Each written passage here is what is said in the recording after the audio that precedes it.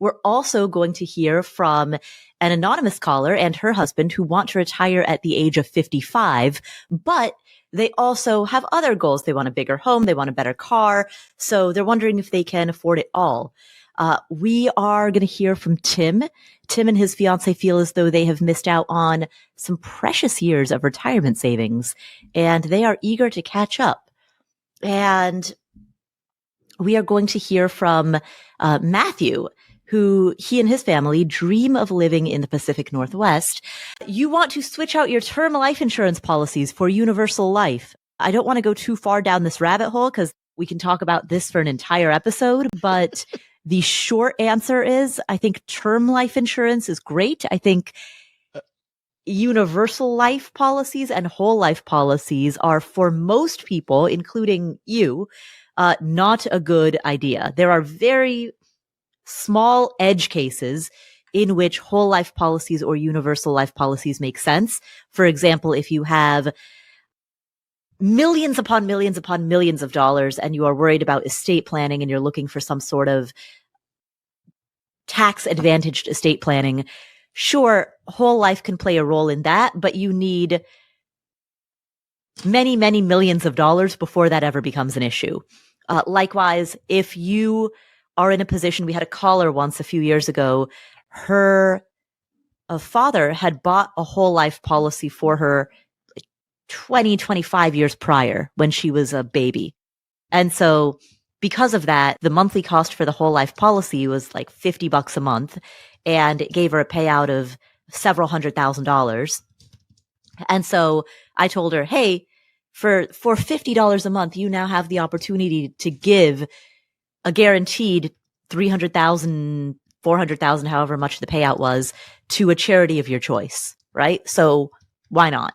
Right. So in cases like that, where it's a very old policy or where you have a huge net worth, in those edge cases, these types of policies can make sense. Also, if you want to be cryonically frozen, if you want to be cryonically preserved, rather than being buried or cremated, I think that's a very edge case, but that could be a case where a whole life policy makes sense if you don't have the assets to pay for cryonic preservation out of your estate.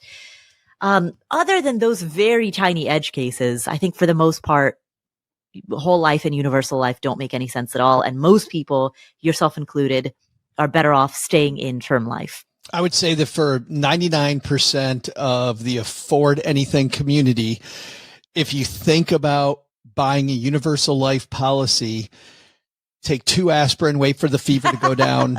Yeah.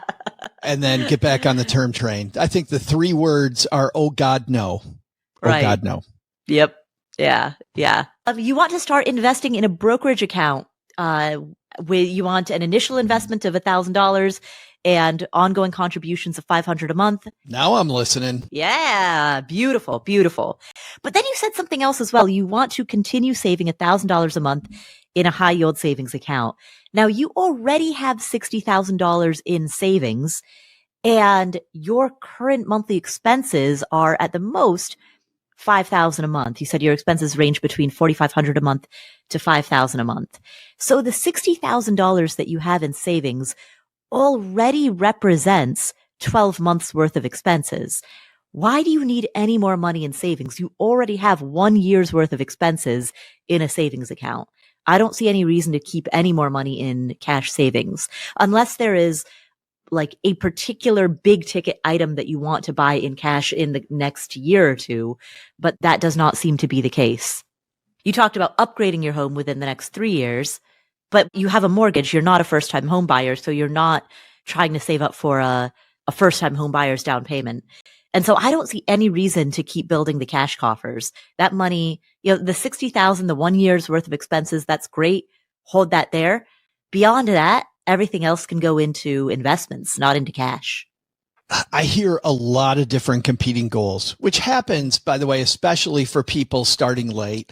I'm so excited that they're on this train, they're on the saving train, but just the further you get into life, the more you have all these demands. You've all of these things. I mean, wanting to start a family, the house thing, the car thing, and the long-term savings all at the same time. Are you kidding? This is real life adulting, right? And I think what this demands is, and what I highly advocate is, take out a piece of paper and let's timeline out all these things and put them against each other. Because truly, I think, Carrie, what you need to know is how much do each of these different goals demand? We talked about salesmen trying to talk you into monthly payment. Let's be a salesperson for ourselves and talk ourselves into, well, my retirement goal has a monthly payment demand of X amount of money per month. And then I'm going to get that goal when you talk about retiring in your 50s. Same thing goes with the next car, not this car, but your next vehicle. Like, I love the idea of putting aside money for the next vehicle, so you're not making the same decision. Then maybe you could even pay cash for it, let's say. So all these different goals that you have, I would put them on paper, and then I would figure out what the monthly payment is on each of those, and then take your existing budget, which it sounds like you really have a handle on. You talk a lot about, we've got this much cash flow going here, this much cash flow going there. Then I think you're going to be very happy with where your cash flow goes, because you're going to know that all of those goals in the timeline are covered, and I don't have to worry about the long term. Number one, if you are in your 20s, you do not get to describe yourself as late to retirement savings. Okay, I have to agree. Damn it, I got to agree. And I think that it is wonderful that in the FIRE movement, we drill into people so much, like, start early, start early, start early. You're 14. Why haven't you started yet? But if you are, and this is, Tim, this is not directed at you. This is everyone who's listening. Repeat after me. If you're in your 20s, you don't get to describe yourself as late. You could be 29 and 11 and a half months. And if you open a retirement account for the first time at that age, you are not late. You want to hear something really cool? I take part in a local nonprofit. I love doing things in my hometown because I work online with people across the world every day. So it's really fun to get involved. And I'm part of this trail building effort called Partnership for the Pathway in Texarkana. Well, our biggest event, Paula, is a half marathon that we put on. We had the half marathon as we record this just a couple weeks ago. A gentleman, I'm just going to call him out because he's a badass. Frank Bright ran our half marathon this year, won the 60 and over division, and he's 80, Paula. He's 80 years old, and he won the 60 and older division. That's Frank amazing. Bright from Shreveport, Louisiana, you are a badass. And by the way, just getting to meet this guy and everybody who knows him, he is not what we used to think about 20 years ago as an 80-year-old. He's a vibrant, he doesn't look 80. He doesn't act what you think of as, quote, 80. This guy's out there doing stuff, taking part in the community. He's running half marathons. It's crazy.